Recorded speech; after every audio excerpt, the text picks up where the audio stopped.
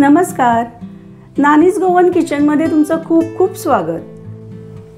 आज आपण बनवतोय झटपट असा बनणारा साबुदाणा वडा, तोही अगदी कमी तेलात।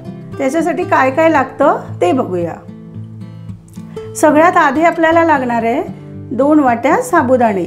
हे मी रात्रभर भिजवत ठेवले। साबुदाणा भिजवताना साबुदाण्याच्या बरोबर लेवलला पाणी घालायचं, म्हणजे सकाळी असा परफेक्ट साबुदाणा आपला तयार होतो। त्याच्यानंतर आपल्याला लागणार आहे 2 मध्यम आकाराचे बटाटे उकडून घेतलेत आणि थोडेसे मॅश करून घेतलेत, पण एकदम पेस्ट नाही केली, थोडेसे चंक्स ठेवायचे म्हणजे ते खाताना छान लागतात। अर्धी वाटी शेंगदाण्याचं कूट, हे तुम्ही वाढवू पण शकता।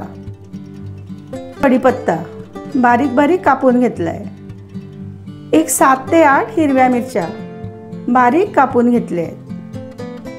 2 चमचे जिरं, 3 चमचे साखर आणि 1 टीस्पून मीठ। चला वळूया पुढच्या कृतीकडे। आपलं सगळं साहित्य आता मिक्स करून घ्यायचं। सर्वात आधी साबुदाणा, बटाटा,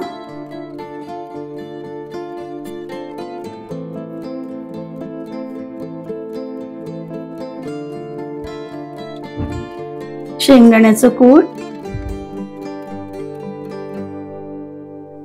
हिरव्या मिरच्या, जिरं,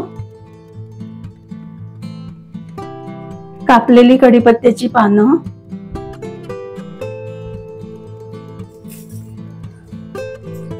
साखर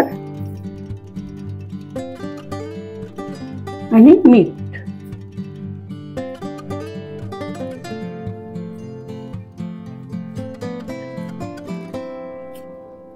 असा हा एक गोळा तयार करून घ्यायचा।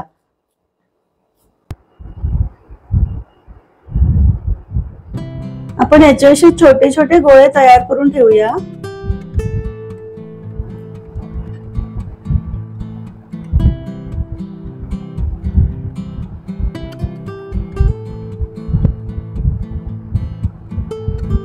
आणि साबुदाणा वडा करायला सुरू करूया।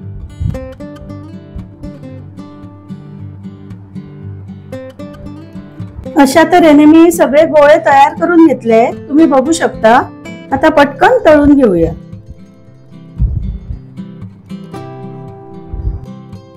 आज आपण वडे बनवणार आहोत अप्पे पात्रात, अगदी कमी तेलात। तुमच्याकडे अप्पे पात्र नसेल तर तुम्ही साध्या तव्यावर शॅलो फ्राय पण करू शकता।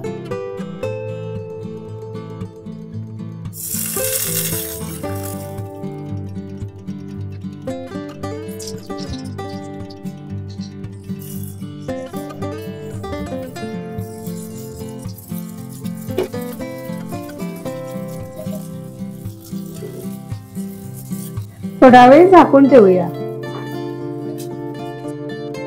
साबुदाणा वडा सोबत खायला आपण बनवतोय खोबऱ्याची चटणी।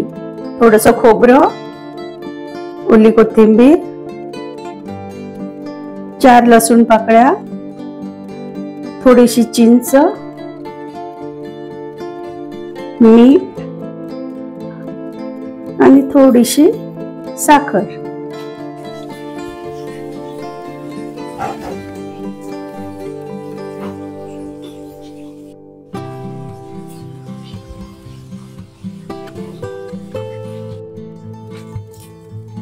आता हे ठेवून आपल्याला 2-3 मिनिटं झाली आहे।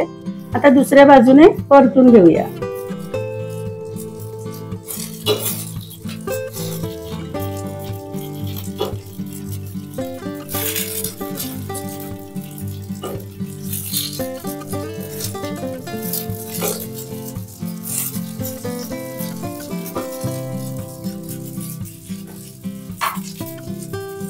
आता परत थोडंसं तेल,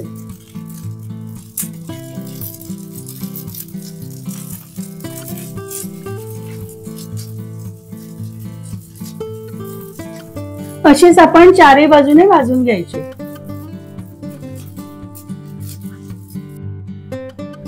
आता हे दोन्ही बाजूनी खरपूस भाजून झाले।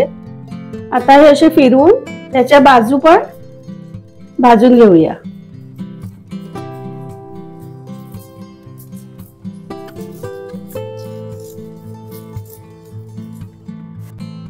आपले कमी तेलातले साबुदाणा वडा तयार आहेत। चटणी सोबत किंवा सॉस सोबत कसेही खा, खूप छान लागतात। मुलांनाही हे खूपच आवडतील। मुलांच्या टिफिनसाठी हा एक छान पर्याय आहे, नक्की करून बघा। परत भेटू अशीच एक छानशी रेसिपी घेऊन। तोपर्यंत स्वस्त रहा, मस्त रहा।